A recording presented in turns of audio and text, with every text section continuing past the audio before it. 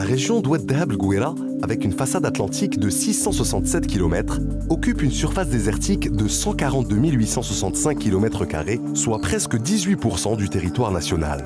Mer et désert sont donc les éléments qui conditionnent la vie de la région. Sa population n'atteint pas 100 000 habitants, dont 90% vivent à Dakhla, chef-lieu de la région. La ville est située sur un cordon littoral qui limite une baie de 40 km de longueur. C'est une cité récente, dotée d'un aéroport qui a considérablement accéléré l'essor économique de la région. La baie, bordée de nombreuses dunes, est aussi remarquable par la variété de sa faune aquatique. Plus de 120 espèces de mollusques, 40 de poissons et de grands dauphins. Elle est aussi fréquentée par de très nombreux oiseaux, c'est la raison de son classement en site Ramsar. La province d'Aouserd, à l'est de la région, fait partie du désert saharien continental et possède des sites remarquables comme l'Oued Jnna et El Glet. Le climat saharien, très aride, est tempéré sur le littoral par le courant froid des Canaries, mais toute la région est ventée en permanence. La zone littorale abrite 65% de la richesse halieutique du royaume. L'agriculture plein champ, possible grâce à la présence d'une importante nappe phréatique, nécessite des clôtures brise-vent. La culture sous serre est donc privilégiée sur le cordon littoral de la baie.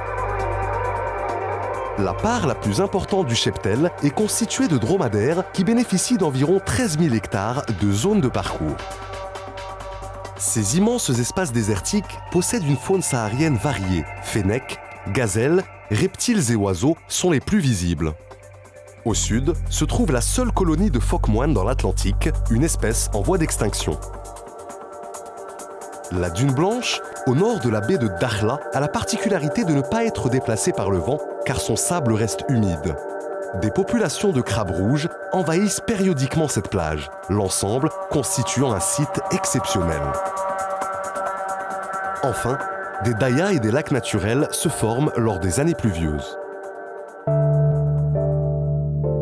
Dans un climat aride désertique chaud, les précipitations ne dépassent pas 50 mm par an, tandis que les alizés contribuent à l'assèchement du milieu, favorisant ainsi l'évapotranspiration et le déplacement du sable. La naissance de dunes, à l'abri des plantes, est le témoin de ce phénomène éolien.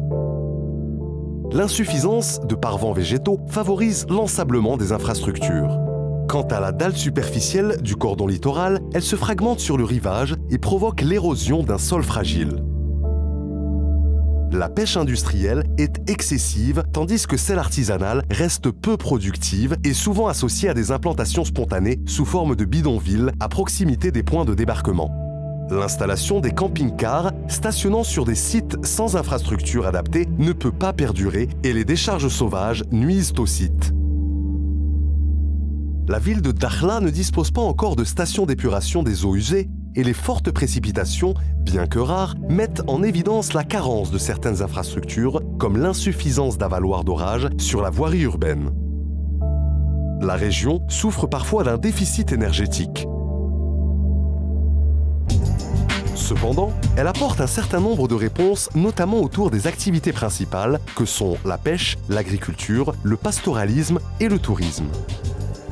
Le nouveau port de Dakhla est destiné à la pêche hauturière et à la modernisation des techniques de pêche. Un programme de village de pêcheurs tend à améliorer les conditions de vie des habitants ainsi que le circuit de traitement et de commercialisation du poisson. L'aquaculture est pratiquée dans la baie de Dakhla où 7 fermes aquacoles produisent des huîtres et autres mollusques. Un centre régional de recherche halieutique assure la surveillance de la salubrité des eaux de la baie, notamment pour la pisciculture et la conchiliculture, et contrôle la qualité des produits de la pêche côtière et hauturière. Dans le cadre du programme national Halietis, des périodes de repos biologique ont été instaurées. Dans le domaine agricole, il existe des périmètres irrigués, comme Tchaouarsa, dont les parcelles sont toujours protégées par des haies ou des arbres qui ralentissent la vitesse du vent. Les cultures maraîchères sont pratiquées sous serre, hors sol, irriguées par goutte à goutte avec une rationalisation de l'emploi des engrais. L'absence de parasites exclut l'utilisation de pesticides. En matière d'aménagement urbain et d'infrastructure, une décharge contrôlée des ordures ménagères pour 3 communes est en cours de réalisation au nord de Dakhla.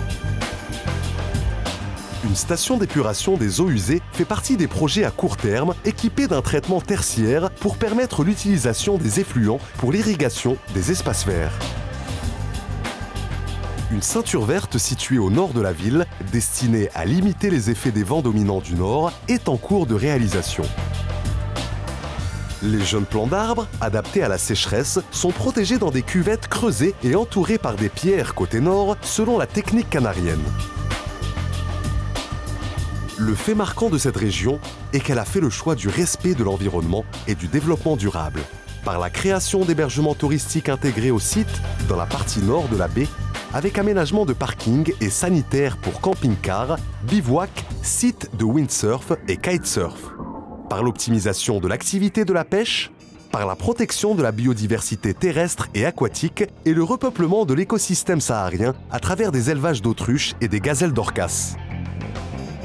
Par le choix des énergies renouvelables, un projet de 3 éoliennes géantes de 3 MW pilotes vise à créer à terme un parc éolien fournissant 630 MW. Par la création du parc national de Dakhla qui a pour vocation d'assurer la protection du phoque moine, animal en voie de disparition. Par la protection de la baie de Dakhla et celle de Sintra, classée site d'intérêt biologique et environnemental avec sa grande sebra et son potentiel aquacole. Enfin, par la mise en place de l'Observatoire régional de l'environnement et du développement durable, d'un Conseil régional des études d'impact sur l'environnement et de l'Observatoire de développement et de veille territoriale.